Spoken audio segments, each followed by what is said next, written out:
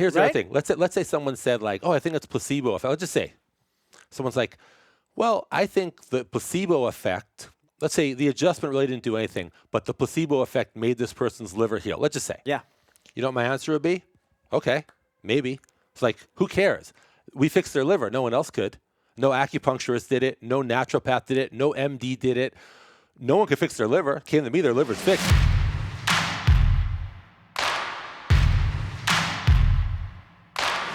Welcome to the show, Dr. Pete. Thanks, man. Thanks for having me. Thank you for being I'm psyched here. I'm psyched to be on it. Really excited to have you on. I've known you for many years. You're a chiropractor here in San Francisco, California, but you, in my opinion, are not the average chiropractor. And so I think we're going to delve deep into that in today's show. But what I want to actually start off asking you is something probably a little different than anybody that knows you wants to probably ask you directly about chiropractic. I don't care about that right now. What I actually want to ask you about is what probably some people don't know is you're from New York, you grew up in Brooklyn, and I kind of wanted just to hear what was that like growing up in Brooklyn in whatever decade it is. I'm not trying to figure out how old you are, all but right. just Okay, so let me tell you about growing up in Brooklyn. So I was born in 1967. I know I don't look it, but no, you definitely don't. so Look amazing. So I grew up in Brooklyn. Now, the Brooklyn I grew up in was very different than the Brooklyn of today. The Brooklyn of today is very nice. It's beautiful. It's expensive, et cetera, et cetera. The Brooklyn I grew up in was a real checkerboard neighborhood. So what a checkerboard neighborhood means is, like, for example, if you look at like L.A., L.A. is not a checkerboard neighborhood because Beverly Hills is over here and Compton's over here. And they're very different neighborhoods. Beverly Hills and Compton are very different. So if you're walking in Beverly Hills, you're pretty safe. And you'd have to walk for about an hour and a half to end up in Compton and maybe not be so safe. You would know if you were in Compton. Right, Yeah, right. okay. Where I grew up in Brooklyn, it was a whole different world. Meaning, you could be on this block right here, and there were like millionaires living on that block. I mean, Even back then. Yeah, I'm talking the 1970s, Yeah. 80s. There were millionaires living. I'm not saying everyone was a millionaire, but there could be millionaires living on this block. And like across the street, there were like bullets flying. It was like checkerboard. Like this block was kind of safe. This block was terribly treacherous. Yes. You're kind of safe in this neighborhood. Oh, wow, I just walked 2 blocks and I'm like in the worst neighborhood in New York City. So that's how Brooklyn was when I was a kid. As most kids, I didn't know any better. I didn't understand. When you're a kid, you just think like that's how things are. It doesn't occur to you that anyone's living a different life than you because you're a Right. little kid. Yeah. I just thought that's how life was. And it was a very exciting and fun childhood. And growing up in New York is a great experience, when I grew up there at least, because it makes you very street smart. It makes you understand certain things that many people don't ever understand, or if they do, maybe they'll understand it years later.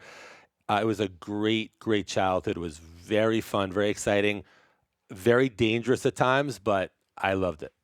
How did that dangerous area, how did that affect you, your upbringing, I guess? Okay. Well, it affected it, maybe positively and negatively. I'll start with a negative. There were just some days just like walking home from school without getting like mugged was like, a win. So you would get mugged on Yeah, a I mean, regular the thing is, basis? it wasn't like or- incredibly violent. It was more like this, like, I'd be like 11 and I'm walking home from school and I'm just all of a sudden surrounded by like 6 kids who are like older than me, and there's 6 of them, and they're just like, give us your money or give us your bike or give us your skateboard.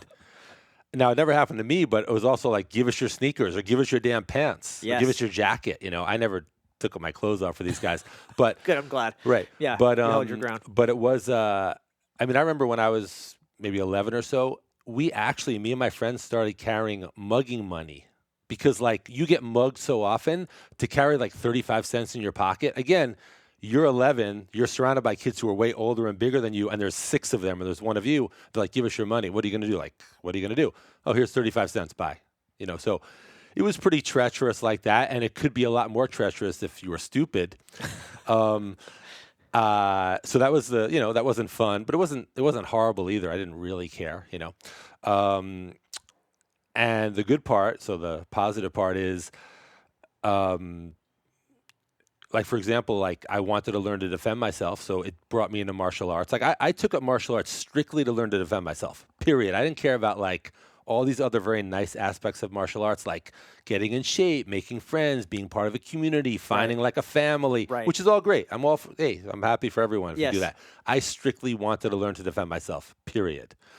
So I started martial arts. I think I was about 11, and I took some. I don't know what martial art it was. It was some guy, nice guy. I didn't even understand what it was back then, but it was like street self defense. It was pretty good. Yeah. And then I rejoined martial arts when I was a senior in high school, which was Kyokushin, which is it really set me on a path of high level martial arts. So when you're 11 and you're doing martial arts, I know you don't remember exactly what you're taking, but were you taking that consistently till you were 17, No, I or I did you just kind of like phase in and out of it? I And I was very athletic. I was a very athletic kid. So like I was doing a lot of sports at a high level. So that was taking up most of my time. I did this martial art, for a couple of years, and I remember him teaching us like, if an adult picks you up and tries to like abduct you, like bite their ear. I mean, it was pretty hardcore. Brooklyn was wow. crazy, like Yeah, he yeah, was yeah. teaching us that kind of stuff. I mean, I remember that. That was like a class. Like if an adult picks you up and tries to like abduct Throw you you, in a car. just like, bite their ear as hard as you can. Like he was teaching us stuff like that. Like that was like a class. Yeah. Um, and then I just kind of faded out of that for whatever reason. So I don't remember the exact years, but there was a break where I didn't do any martial arts. And When you started doing that though, was there more confidence? Were you able to defend yourself? Were people still mugging you, or I think it was I was think it there was still this it was respect? it was a street smartness. You just kind of like learn. I mean, I remember like Yeah. for example, there was a store across the street from my house, right across from my house. So, like here's my house, like right across the street, and it was like first it was pinball machines before there were video games, That but is then there was great. video games. And me and my friends would just hang out there like all the time. It's like we just spent all our time there, like playing pinball or video games. And you'd like put your quarter in the pinball machine, and some kid who's like, one of the guys who was like mugging you, the rest of just like push you right over. He'd play the game. Like And you just took it. what, Yeah. what are you gonna do? Right. Like they're twice your size, and he has five friends, and they have weapons. You're just like, okay. So, but it didn't. I mean, my house was very good. I had a good house. Like my parents were really good, so like my house was very safe and good atmosphere. So I wasn't like, it was just part of that crazy neighborhood. Um, but as far as like back to the martial arts, I don't know if it really made me that tough at that point, and maybe it did. Again, I was pretty athletic, so just being athletic was helpful, like kind of defending yourself. Right. Um, but I don't think I really learned how to fight until I did Kyokushin. Cool. Talk to me about Kyokushin, because I've seen videos of this martial art. So, just quick background on me: I did Kaju Kembo I started when I was 18. So I did that for 8 years, got a black belt. So I know exactly what you're talking about biting people's ears and hitting in the like. In Kaju Kembo, the one move you pretty much always do is hit someone in the groin. Hmm. That is stun him in the groin and then some other move. Yeah, So I totally get that. But Kyokushin, from my yeah. understanding, Kyokushin was again the thing with the bite the ear stuff. That's when I was a little kid. That was pre Kyokushin. yes, Kyokushin. So here's the deal with Kyokushin. We could have a whole interview on Kyokushin, but I'll yeah, try to. Okay. So let's say so Kyokushin, and I'm not listen if some other martial artist is watching this or some other karate person. I'm not trying to insult anyone. Like, hey, if you do whatever you do, fine. So I have nothing bad to say about any martial art. With that said, I have to say some facts. Anyone who knows Kyokushin knows it's the best form of karate for real fighting. I'm not saying obviously there's many other reasons to do martial arts. People, like I said, they get in shape, they meet friends, they have a community. I mean, it's all beautiful. Maybe they have some spiritual growth, whatever. sure, But Kyokushin, I mean, just don't take my word. Just look it up. I mean, Kyokushin kills everybody. All their open tournaments, anyone else who enters usually leaves on a stretcher. I mean, Kyokushin is again. I'm not talking about jiu-jitsu. I'm not talking about, but in karate, right, right. Kyokushin. In fact, in Japan, the name of Kyokushin is called the strongest karate in Japanese. It's said in Japanese. It's called the title of Kyokushin is the strongest karate, and no one's arguing. So Masayama was the founder of Kyokushin. He was actually Korean, but he came to Japan, had a lot of hard times, whatever. Um, I'm just giving a quick bio. He No, I love it. studied Shotokan, but he thought it was like kind of whatever. I don't want to speak for Masayama, but whatever. Then he did Gyoja-Ryu. He's like whatever. And then he wanted not point system. He wanted the fights to be real. He wanted to be full contact, no gloves, real fighting. And when he formed Kyokushin, his first dojo, it's called the Oyama Dojo, I think, the rules there were insane. Like when they fought, they'd have 2 hours of fighting every class, and it was pretty much no rules. I mean, it was like no gloves, no pads. I think they just wore a cup. And there were no rules. You could punch, kick anywhere you want, groin. They went to the Head, ground. They did everything, anything. submissions. Yeah. It was street fighting, basically, but in an organized way. And in fact, the guys, one of the problems they had, the guys were getting infections on their fists because they were punching in the teeth and people were getting infections. So they'd wrap their hands in gauze and fight. Anyway, so it made for a very tough dojo, but with very few students. People were dropping out left and right. Not everyone wants that kind of training. But he changed the rules a little bit. So the way I understand it was this: if you look at the rules of Kyokushin, because now if you look at the Kyokushin tournament, there's no gloves, no shin guards. All you wear is a cup and a mouthpiece. When you fight, you're trying to knock each other out. So it's not a point system. You're trying to KO the person. Kneeing in the face is legal. You can grab someone's head and knee them in the face, like full blast. I mean, you can knee them in their mouth. If their teeth go flying, that's legal, okay? You can low kick like Thai boxing. You can kick in the head, full blast. You can kick someone in the head with your shin, full blast, just knock them out. You can punch in the body as hard as you want, bare-fisted, solar plexus, liver, ribs, collarbone, whatever. The one thing you can't do is you can't punch directly in the face. Now, here's the thing. This is how I understand it. When Masoyama's dojo was getting crazy and everyone was like quitting, someone's like, hey, let's put boxing gloves on. And Masoyama said, look, I'd rather keep it bare fist and just not punch in the face. Like they said, no, we just keep, you're already punching in the face. Keep punching in the face. Put a glove on. He was such a purist. He's like, I don't want anyone to wear gloves. So if we have to take the face punches out, we will. Now, of course, in the street, obviously do whatever you want in self-defense. But in the Oyama tournaments, you can't punch directly in the face. You can knee in the face. You can kick in the face, but you can't punch in the face. That was to preserve the gloveless culture. Now, in the early 60s, I think it was 1962, Lumpini Stadium in Thailand challenged Kyokushin. Now, I'm fast forwarding the story because there's something there's a reason it ended up like that, but I'm fast forwarding. So Masayama was like, fine. So Masayama trained his top fighters to go to Thailand and fight in Thailand in Thai rules, like with the gloves, elbows, Thai rules. So they're doing Thai boxing, and his fighters are doing karate challenge style. match. Yeah. So like they took 3 Thai champs of 3 different weight classes. 3 Kyokushin guys went over, fought totally Thai rules, gloves, everything. And Kyokushin won 2 out of 3 by KO. So nowadays, everyone's like, what's the best stand-up? It's Thai boxing. All the MMA fighters are like, let's do Thai boxing. I'm not saying it's not. It's great. It's awesome. But Kyokushin, when they had the top Kyokushin guys versus the top Thai boxers, Kyokushin won 2 out of 3 by KO. And nobody probably knows that. Yeah, the one that they lost, the Thai guy elbowed the Kyokushin guy in the face.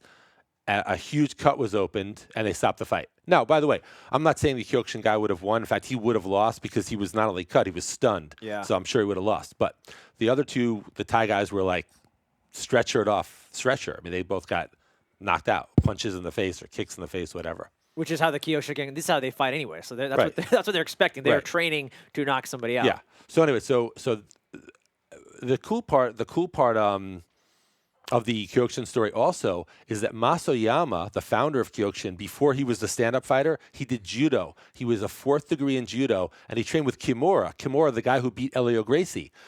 And the famous quote from Kimura was, no one can beat Oyama. In judo. In freaking judo. That's even before the striking. So Oyama was great in the ground. If you see pictures of Oyama, his ears were like totally destroyed, cauliflower ears. He was very good in the ground, but he still wanted to do the stand-up. Now, one of Masoyama's students was this guy who ended up making, well, again, I'm fast-forwarding the whole lineage, but K1, the whole K1 is from Masoyama's lineage. There's a Kyokushin student who broke off, but same thing, just different name, and made K1. So all of K1. All the best schools in Holland. That's where all the great K1 legends, Peter Aerts, Ernesto Hoost, all these great Dutch, Rob Kamen, all their gyms were started by Kyokushin guys. There were Kyokushin guys who just said, okay, we're going to do kickboxing. So they took all the Kyokushin principles and just added the gloves and the face punching, and that's the Dutch kickboxing. So Kyokushin is awesome stuff. Masayama had 3 or 4 top students. One of his top students was Shigeru Oyama, who was my teacher, came to New York City, opened the school, and I trained with him, 7 days a week, 2 hours a day for years. I fought around the world for him on his team of elite fighters. So that had a huge part of everything for me. So it was Yeah. great. And I just want to say, and then I took up Brazilian Jiu-Jitsu as a hobby when I was like in my 30s. I love Jiu-Jitsu. I have Right. plenty to say about it. I just took it up as like a hobby. But when I was really a fighter, it was a Kyokushin fighter. Yeah, and anybody that knows you, you're a fighter. You've done all kinds of martial arts. If anybody follows your Instagram, you do Thai boxing. You know a lot of the top fighters and stuff. So you've been in the martial arts game and in that world.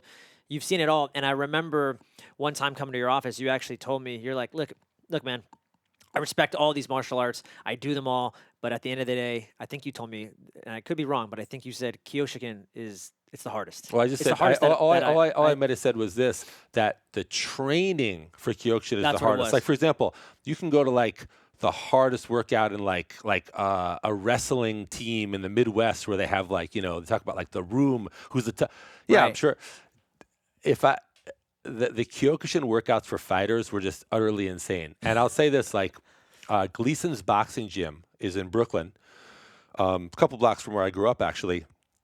We didn't go there much, but our team of Kyokushin fighters, sometimes we train at Gleason, sometimes we go in the ring and train.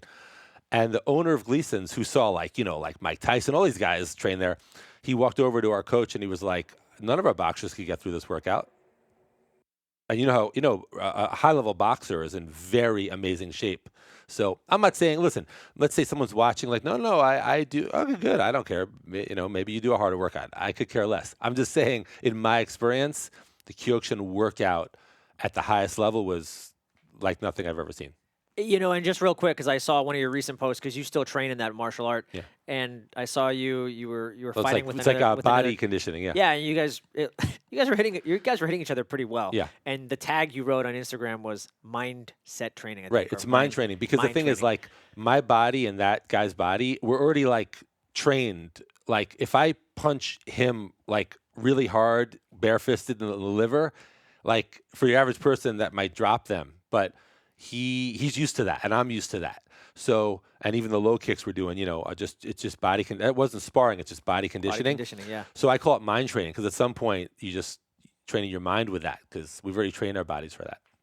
So, what a cool upbringing. And then what it led you to chiropractic? Fast forward. I mean, at one point, did you actually think you could do a career of, or at the time, MMA wasn't popular till way later. So, was there Here's the at thing, any I point never did you ever yeah. think, oh, I could do this professionally, or maybe I'll open my own dojo? I never wanted to be a professional fighter ever. I mean, nothing against it. I just no interest in it. I'll tell you one story that many people don't know. This is true. When the first K1 came out, it was 1993. The first K1, they were organizing it. Master Ishii, who's the founder of K1, his idol was my teacher because they both were from the Kyokushin lineage. And he kind of said, oh, I'm doing this K1. It's for $100,000 if you want to bring any fighters. And my teacher said to me, hey, I can train you special for K1. You can be in the first K1. So I could have been the first K1, but I wasn't going to fight Peter Arts in kickboxing. He would have killed me. So, But I mean, you had to be good enough if your teacher thought, hey, you could do this. Okay, yeah, fair enough. But at the same time, it's kind of cool to hear you say, no, ego aside, he would have kicked my ass. Yeah, right, yeah. Yeah. So I think Peter Arts and Ernesto Hust, I just wasn't ready for guys like that. Now, if I fought Peter Arts in Kyokushin rules in my prime, I would have been okay. Yeah. But once we had the kickboxing rules, which I wasn't familiar with, I would have needed like a lot of time to train in that to get up that speed, and still, I don't think I would have done well. So I declined the first K1, but I was asked by my teacher to do it. Okay, to answer your question for chiropractic, so I grew up in a very naturally oriented family. My family, we just like most people, you have like a doctor, an MD. We didn't even go to a doctor. Like our doctor was like a chiropractor. Yeah. My family is Even back then. Yeah. What was the stigma with chiropractic back then? Was it very woo woo? These chiropractors are doing voodoo, Well, or was it more accepted? I mean, well, here's the thing. I don't know because I was a kid, so I don't know what people thought of chiropractic. We can get into my ideas of chiropractic later if yeah, you want. But all I can say is that like our doctor was not an MD. We basically, so my chiropractor was like our doctor. So I kind of grew up with that, and he was also an excellent chiropractor. And I just love chiropractic. I didn't think I would do it. I just loved it. yeah. And I actually went to college. I was an economics major at Brandeis University in the Boston area because it was a very excellent economics program. Because my family that I come from, like my dad, my uncles, my cousins, I come from a family of really smart people. It's hard to compete with these. Not that I want to compete with them, but I come from my cousins are very smart and very successful. So, um, most of my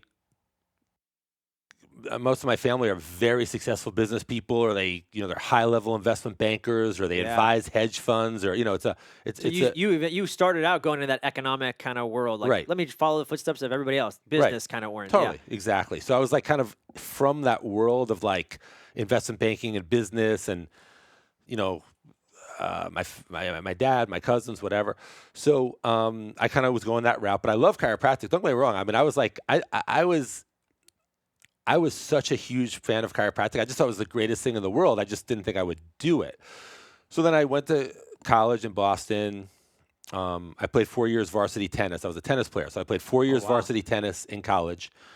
Um, Graduated, came back to New York City, worked in kind of the business world, and worked with my dad for a few years in his business, which I loved. And then I was like, I want to be a chiropractor. So I decided to be a chiropractor. And then I went back to school. I had to go to Atlanta for 4 years to do the chiropractic program. And by the way, I just went to chiropractic school to get my degree. It's like a degree, but I didn't learn jack shit there about real healing. It just was the thing that lets me call myself Dr. Pete, the chiropractor, DC, Doctor of Chiropractic. Um, Nothing against chiropractic school, but it sucked, and and uh, and they all suck. And there's probably a couple decent principles that are taught in a couple of them, but they've lost what real chiropractic's all about. Luckily, I had my mentor, who was my chiropractor since I was a kid, who was one of the greatest chiropractors probably on the planet ever, and he taught me, and I learned from him. Why are they selling out? I mean, are they trying to make it? You said they suck. Is it? You said they lost their path. How have our teachers lost their Well, path? here's the thing. I'll start by saying I don't know. I'm not an expert at like the evolution of chiropractic school Yeah. and how it happened. I just know that in 1895, when D.D. Palmer founded chiropractic, the profession had nothing to do with neck and back pain. The first Ah, chiropractor was just like, we're going to align your spine. We're going to open up proper nerve flow to every cell in your body. We're going to help with your liver, your pancreas, your gallbladder, your nervous system, your immune system. And pretty much, unless you need like stitches or something, you know, or have a burst appendix or something like that, like outside of that stuff, we're going to help you with anything. And they did. And then chiropractic has deteriorated into this joke of a profession where 99% of chiropractors, if you walk in their office, 99% of their patients are there for neck and back pain. It's a fucking joke. right. So the thing is like, um, obviously if people have neck and back pain, they need to be helped somewhere. So I'm glad chiropractors do it. And of course I get as good as results with neck and back pain as any chiropractor living. For sure. But it's for so much more. And that's what I do. And that's why 85 or so percent of my patients in my waiting room, you ask them why they're here to see Dr. Pete, they're here for their liver, their gallbladder, their pancreas, their nervous system, their immune system, whatever. And of course, if they have neck or back pain, I'll fix them up, no problem. So yeah, so I don't know how chiropractic got the way it got. I don't know. I have my ideas, but just some hypotheses. But you knew back then when you were in college in chiropractic school, you knew like this. Did you know at that time, or did you know much later that it was a joke? No, You're I like, knew right away because I'd wow. sit there. I'm like, this is pathetic. But I was like, I have to get my degree, so I'll just do what they want. And like, for example, in chiropractic school, they teach you like 110 orthopedic tests.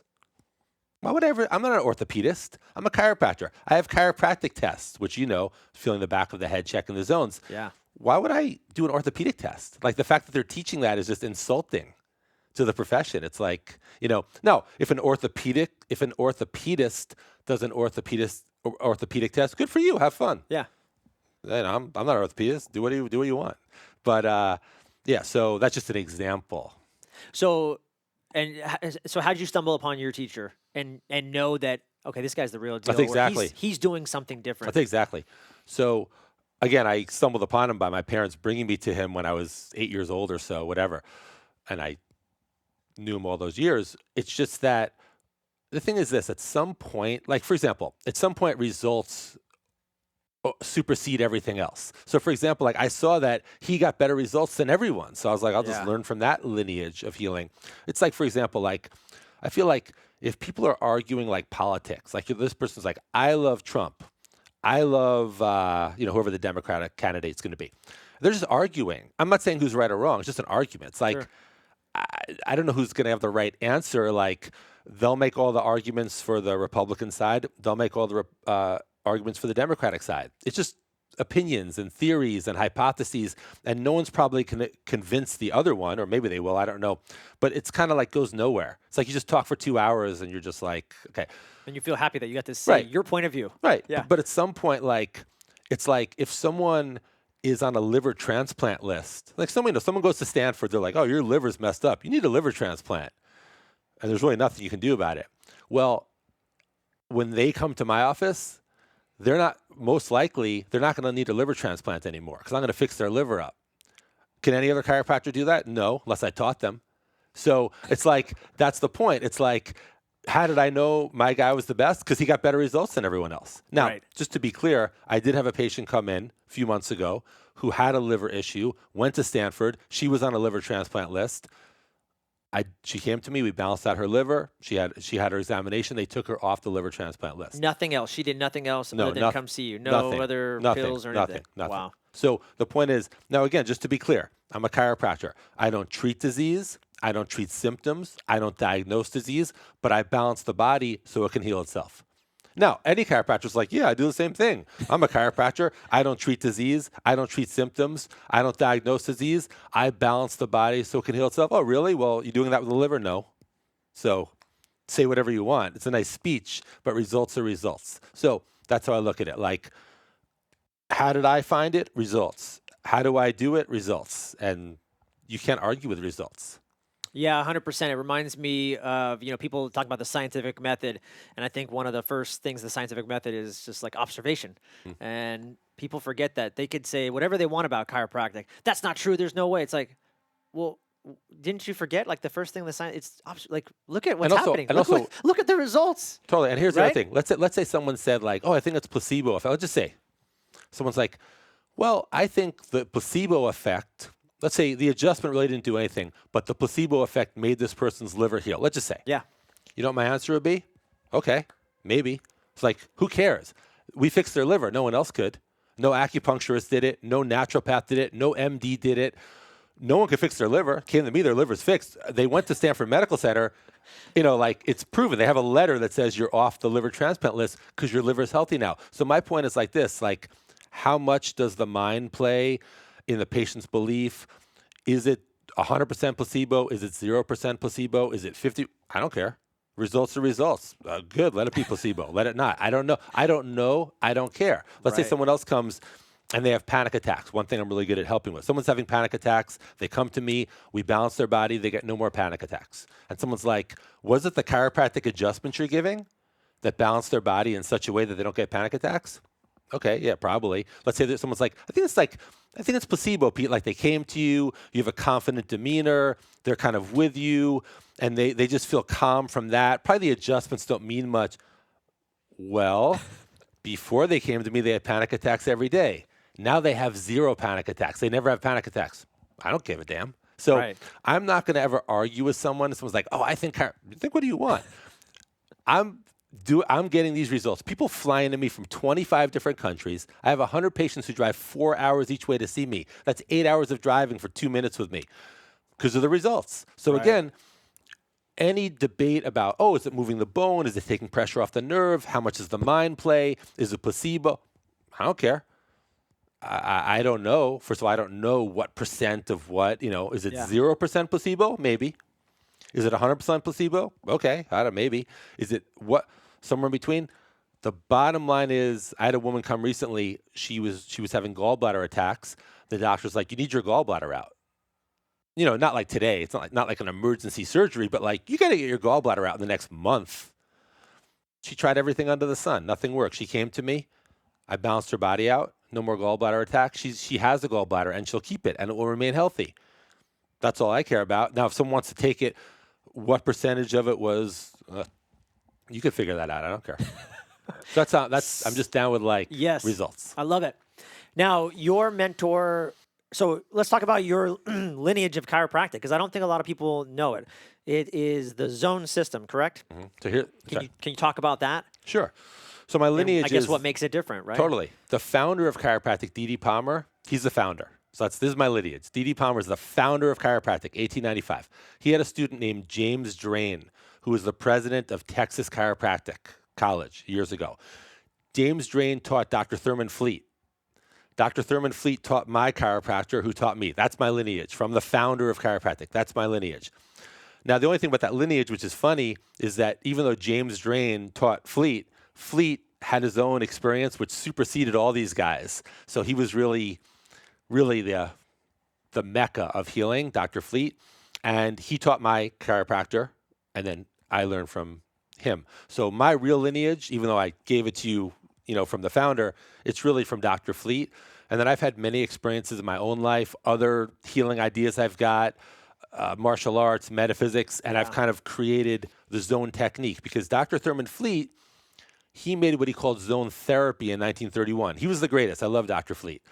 And then I learned zone therapy, and then I've had a lot of influences, and I've tweaked it a little bit. I changed it a little bit from what Dr. Fleet did, and I made what's called zone technique, and that's what I do. And then I opened a school called the Zone School of Healing, and it's zonetechnique.com. Anyone who wants to go, zonetechnique.com, and it's a school for chiropractors, acupuncturists, osteopaths, naturopaths, any doctor or healer who wants to learn the zone technique and the principles of healing and get amazing results. It's an online program. It's an amazing program. When someone joins the Zone School, they get almost 50 hours of me teaching them on video. And I have a very good video producer, so it's like super high quality. And they get, we have live Q&As, we have live events, we have live event videos, we have an advanced program. It's an amazing thing. And it's also money back guarantee. So if anyone takes my Zone School and they're like, it sounded good, but actually I joined and I'll get a refund. And we don't play games. Like if you want a refund, we just, whatever amount we charged in your credit card, we refund that amount. So you get your money back if you don't like it. But we have about 550 students now on the way to tens of thousands. And I think I've given like 9 refunds. So Yeah, I mean, it's fantastic. And we were talking before offline, and, your business is thriving here in San Francisco, and it's kind of cool. I'm guessing you've just reached a point in your life where it's like, it's time to give back. It's time to give more. And let's get zone practitioners all over the United States, not just me in San Francisco. this is what kind of made me do that, just to refine what you're saying on that point. I remember, one day, I woke up one day, I remember thinking like, wow, I was thinking, wow, Pete, it's kind of cool. You have people flying in from all over the world to see you who can't be helped by anything else, and they fly in and get healed. Again, I'm not healing anyone. I'm just balancing their body in a very, very effective way so their body can heal itself. Or I was thinking, Pete, it's so cool. You have like 100 people who drive 4 hours each way to see you. That's people driving 8 hours in a day for 2 minutes with you. But then I was like, you know what? I just want to teach everyone to do that. I want doctors and healers all over the world to know this so people don't have to do that. And that's what made me open it. Yeah, that's great. It's awesome. Walk us through because I know what the zone technique is, but walk us through, I guess, like a typical appointment, what someone can expect if they were to come and sit down in your office, and what it even means to be a zone technique. Sure. So the zone technique, basically, it divides the body up into 6 systems. Glandular system, that's all your glands. And people know their glands because they have a name like thyroid gland, adrenal gland. Then there's some glands that you may not know are glands, but they're glands, right? So you have glands. Then you have the eliminative system. That's everything that eliminates toxins. Sinuses, lungs, kidneys, intestines, these eliminate toxins. Then you have the nervous system. It's like your brain, your spinal cord, and your peripheral nerves, which affects a lot. You have your digestive system, similar to the eliminative, but a little different. That's everything that digests and assimilates your food. You have your muscle system, that's every muscle in your body. And you have your circulatory system, heart, veins, arteries, et cetera, things responsible for the movement of blood in your body. So the cool thing is every cell in your body is in those six systems. Like you don't have anything else besides what's in those six. So any problem someone could have, migraine headaches, weak immune system, panic attacks, IBS, whatever it is, it's because of a disturbance in one or more of those six systems. And when we balance those six systems, the person's going to heal. So there's points in the back of the head. Now I'm going to kind of brush through this part because this is like a 45-minute conversation. I'm going to give you the And if somebody wants to know this, they can join your school. right. Yeah. Exactly. Well put. This part. I'm going to give you the quick summary. But there's points in the back of the head that relate to the six systems of the body. Let's just put it like that. It's like, for example, you go to an MD. They want to evaluate your body. They take a blood test, whatever they take. You go to an acupuncturist. They want to evaluate your body. They look at your tongue. They feel your pulse, whatever. You come to me, I'll feel the back of your head, and I'll know more accurately than any of those things what's actually happening in the body. Then there's certain points in the spinal cord that I gently stimulate to reset those systems, and then they heal, and you get all better. That's the physical aspect of the zone technique, physically. But metaphysically, which is kind of like meta, meaning like above or beside or beyond, things beyond the physical that affect the physical, that's really where the healing takes place. And 90% of what I teach in zone school is the metaphysical aspects of healing. And 10% of what I teach in the zone school is like how to feel the head, where to, the physical aspects of healing. I remember one of the first times I met you, it was actually in a jiu-jitsu class under Carlos Sapon. And you were, of course, kicking my butt. And I had a shoulder injury that had been nagging me for a while. I was babying it, and I had it at least a good year. And I know my body pretty well, and I love chiropractors. I love massage therapists. I'm into all that stuff. So I'm good. You say, Joel, go see a chiropractor? Absolutely. I would rather go see them than some regular MD. So I'm already on board with you. So here's the thing. I remember exactly, and in my personal opinion, I'm like, we were chatting offside, and you said, "Oh, what's going on?" I told you my shoulders bothering me. You said, "Well, you should come see me." And I looked at you and I said, "Yeah, here's the thing, Doctor Pete." I'm like, "It's not really a joint issue. It's not really my spine or like a vertebrae issue. It's not a bone issue because that's what my mind thought when I thought of chiropractors." I said, "It's more of like some kind of muscle or tendon issue." And you looked at me and you said, "Just come see me. Like I can help with that." And I was like, okay, I didn't really know what. I'm like, this guy seems super confident. I don't think he understands what I'm saying. I don't know if he gets it. It's a tendon or a muscle. You don't heal that. That's what I thought in my head. And he said, just come see me. Just come see me. I promise. So then I came and saw you. I don't know how many times I saw you, but let's just say it was over 3 or 4 treatments. I would say my left shoulder got 80% better. And it had been nagging and lingering for almost a year, at least. And I had already recruited like at least 80% the strength and everything had returned. And what do you equate that to? Because I think most people, like you said, they think vertebrae, joints, bones. That's what chiropractors do. You're not going to help my muscular issue. On the simplest level, the answer to your question is any good chiropractor knows that every single cell in the body is run by nerve flow. So even though the problem could be here, you adjust the neck, open the proper nerve flow to the tendons, ligaments, muscles, fascia. With the proper flow, these cells can heal. So that's just a simplistic answer. The deeper answer is, I'm trying to keep it like within the realm of understandability for like your average person watching this. Like, of Yeah. course, people in my school really get this in a deeper level. The bigger answer is that the body is a reflection of something above and beyond it. And if you know how to kind of interact with the stuff that's above and beyond it, you can kind of like take it and like put it in the body. So there's like an idea of like Joel's shoulder's all better. It's just an idea. But if I Yeah. know how to like take that idea and like throw it in your shoulder, that's what you'll get. Now I know it's very abstract. It's kind of hard to understand for just hearing that. But anyone in zone school, after several hours learning from me, it's like nothing.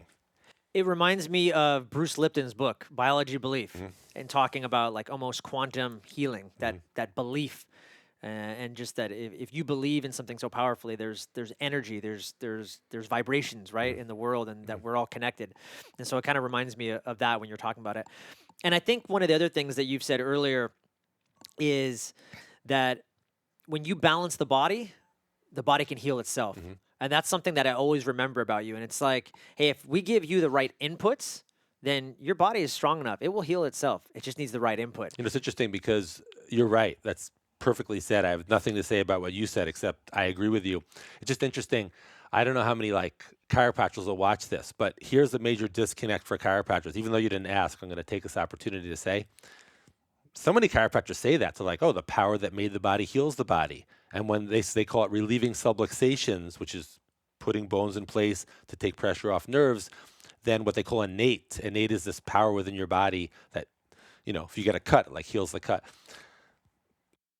My question to those chiropractors, where's the disconnect? Why aren't you getting people off the liver transplant list? Because you're not, but I am. So, and my students can. So that's the thing that chiropractors have to be careful of, is falling back on this very flowery philosophy like, hey, the power that made the body heals the body. Yeah, it's Yeah. cool. But what about, so what? Why are 90% of your people in your office there for neck and back pain? And of course, you practice long enough, you get your miracles here and there, but why not day in and day out are you dealing with like the liver, the gallbladder, Yeah. and that's what I do. So, and that's what my students can do, and that's what I'm teaching. So, my invitation to the chiropractors of the world is come learn to do what you say you're doing.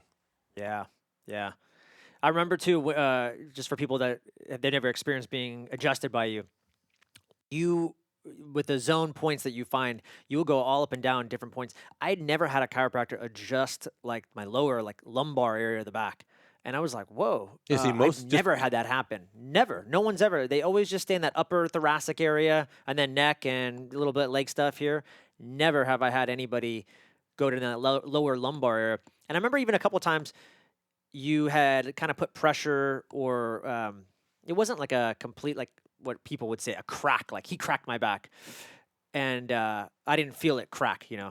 And I remember you said, "Oh no, no, that's good." Like, and I'm like, "Really?" Like, so talk to me really about, like, even though you may not hear a crack in your lower back or wherever you're adjusting, you were saying, "No, no, that's fine. That's perfect. two That's things. great. What I just Two felt." things. Number one, you're right. Most chiropractors will adjust the neck, upper back, and if they're just addressing your lumbars or pelvis, it's with you on your side. They don't do a lot of what's called prone adjusting of the lumbars. Yes, When the yes, person's face down and you're adjusting like L4, like they don't know yes. how to do that. But I do that. I'll be on L3, L4, L5, and it's gentle though. It feels Right. It's great, as gentle. you know. Yes. Now, but if I'm on L3, L4, L5, and I'm not getting a audible noise, Yeah. the zone technique is a spinal cord stimulation technique to heal the brain. Most other chiropractic techniques are what's called intersegmental bone moving techniques, saying like this bone's out of place, putting a pressure on a nerve, whatever. I'm actually doing things to stimulate your spinal cord. So we hear a noise, great. We don't hear a noise, great. Yes. Okay. Cool. I want to talk about, you work with a lot of MMA guys. How did you fall in that? If anybody, I don't know what your website looks like, but in the past, I mean, if you look at your website, you have treated any well-known like professional fighter, MMA So fighter. yeah, some of my patients are like BJ Penn, Boss Rutan, Gilbert Melendez, Jake Shields, Crone Gracie, Hickson Gracie, Higgin Machado, et cetera, et cetera, et cetera, et cetera, et cetera, et cetera, et cetera. And I would just say like, no reason. These guys want results. So if you're BJ Penn and no one can help you and you've been to Talk like about BJ Penn sure, really quick, because I think it's a great story. sure. I met BJ Penn in 2004. He was the world champ at the time. He already beat Matt Hughes for the I guess, welterweight champ of the UFC. He hurt his neck badly. His neck was hurting all the time. He went to like chiropractors, acupuncturists, medical doctors. No one could help him. He was in agony. They told him to retire and get neck surgery. And I saw him 6 visits, 6 adjustments, zone adjustments. His neck was perfect. Now, BJ Penn, as you know, has had his ups and downs in his career, but you never heard about his neck again. I fixed that in 2004. And I've been very good friends with him ever since, and I've worked on him ever since.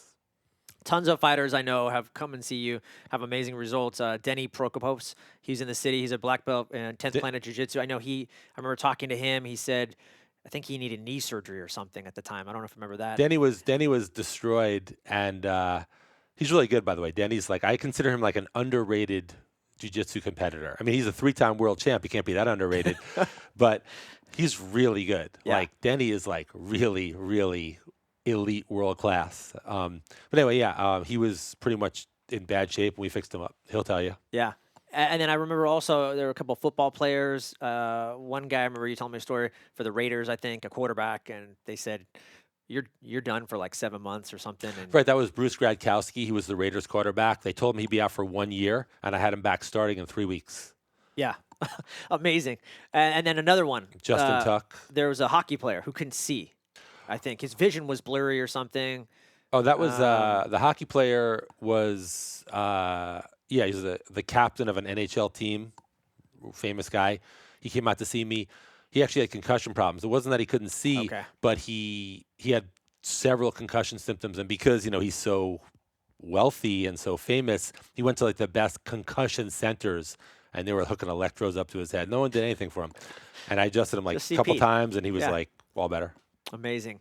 Any MMA guys or anybody that you remember specifically that was just a remarkable story or just that's very memorable adjustment that you can share? I mean, the only memorable. I mean, I've many. I've taken I'm care of. thinking maybe somebody you adjusted them, then they choked you out or something. Anything cool Okay. like that? Or Well, I mean, the thing that comes to mind is here's one, and it was actually not the greatest story in a way, but it was a great story in a way. So, I'm not I don't get starstruck very easily. Like when I'm around famous people, like I just don't care. And it's kind of funny. One MMA fighter came to me, and I don't know why. I just kind of got starstruck when I was around him, and it didn't really make sense because I was never like a huge fan of his. Not that I didn't like him. I had nothing against him whatsoever, and I respected him totally, and I was a fan. But I wasn't a big fan of his. I wasn't a Right. big fan at all.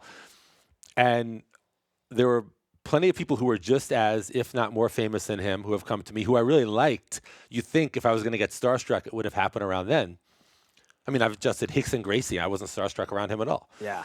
But Randy Couture came into me to get adjusted, and I don't know why I got like kind of starstruck. I don't even know why I did. It was kind of weird, and it was kind of. And I'm not breaking patient confidentiality, which I would never do, Right. because he wrote this in his autobiography. What I'm going to say. So Randy comes in, and I feel the back of his head, and he had a chronic zone 2, which means his eliminative system had been out for a long time. I felt that in his head.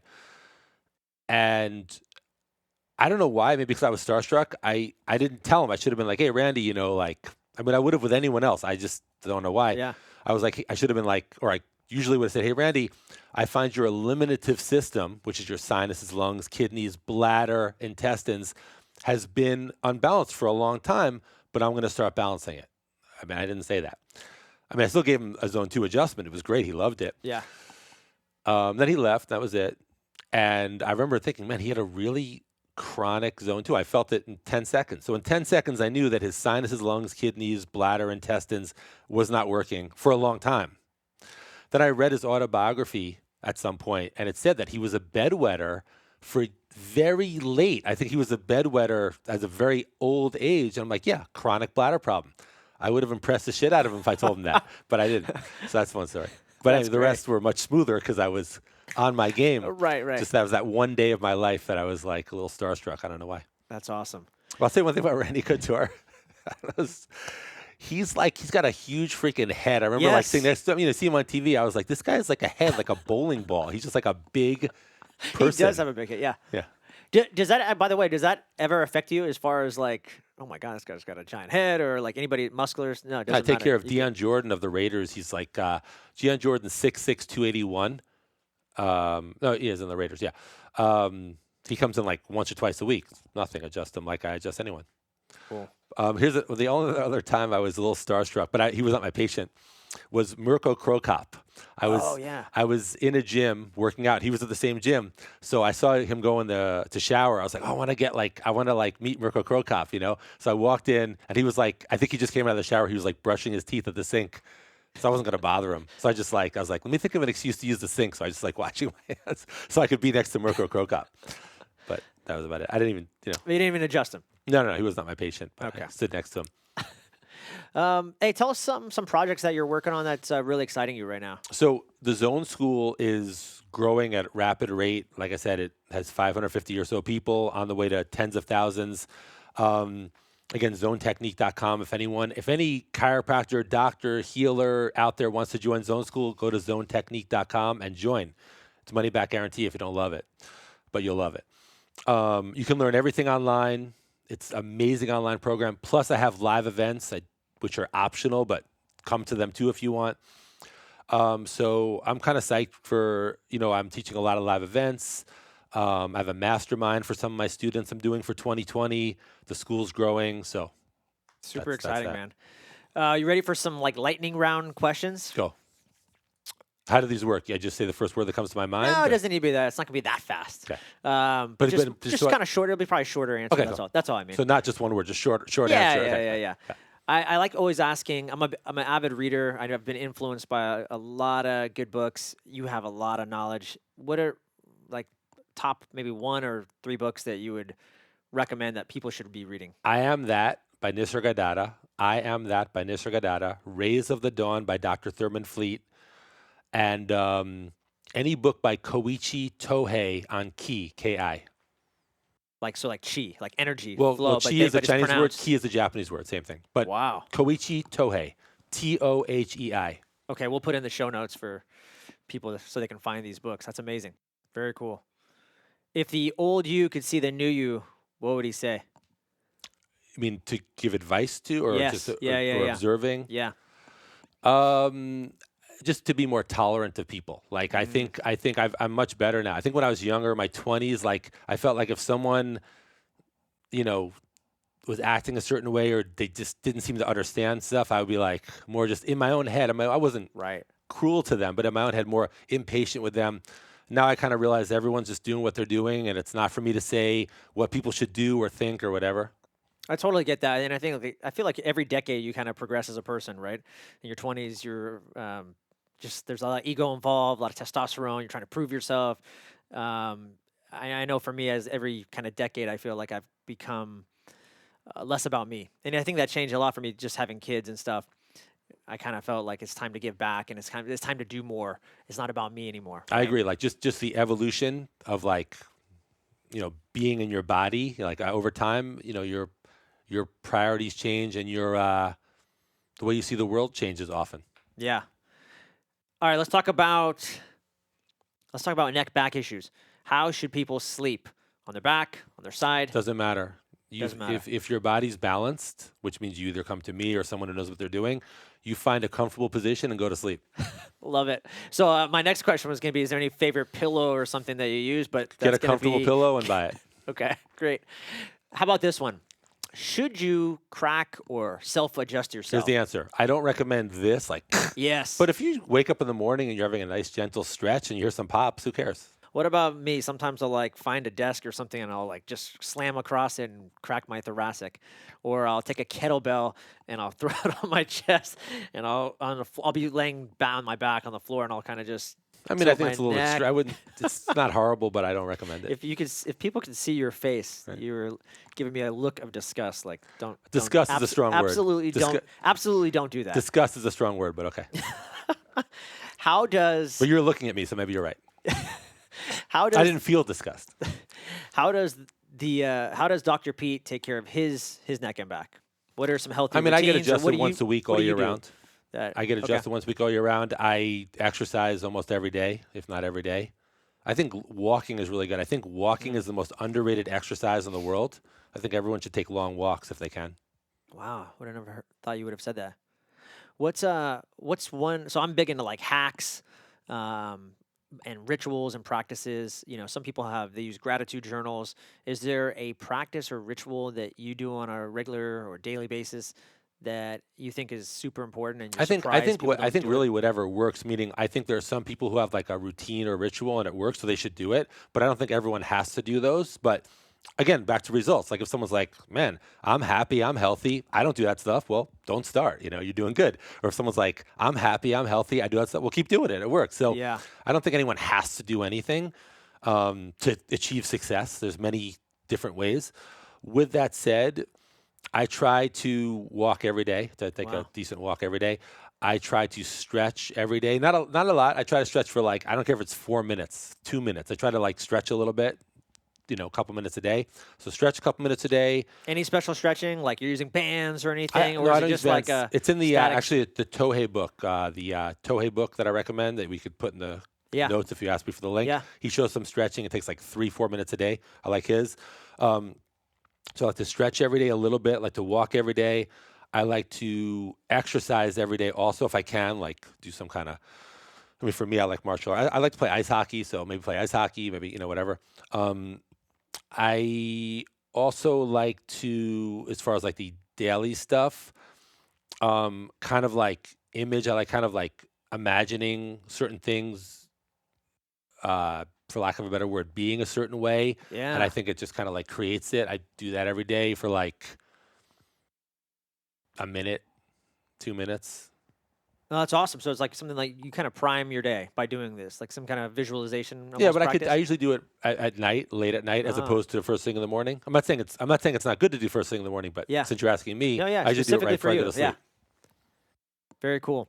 Um, wow. Thanks, man. This has been amazing. I think I just want to finish up with just, and I know we've kind of talked about it, but just one last wrap up where people can find you. So I think the most important thing is if you're a chiropractor, if you're an acupuncturist, if you're an osteopath, if you're a naturopath, if you're a doctor or healer, even a massage therapist of any type who wants to learn healing at its highest level, I would go to zonetechnique.com and join the Zone School. Um, I think that covers it. Yeah.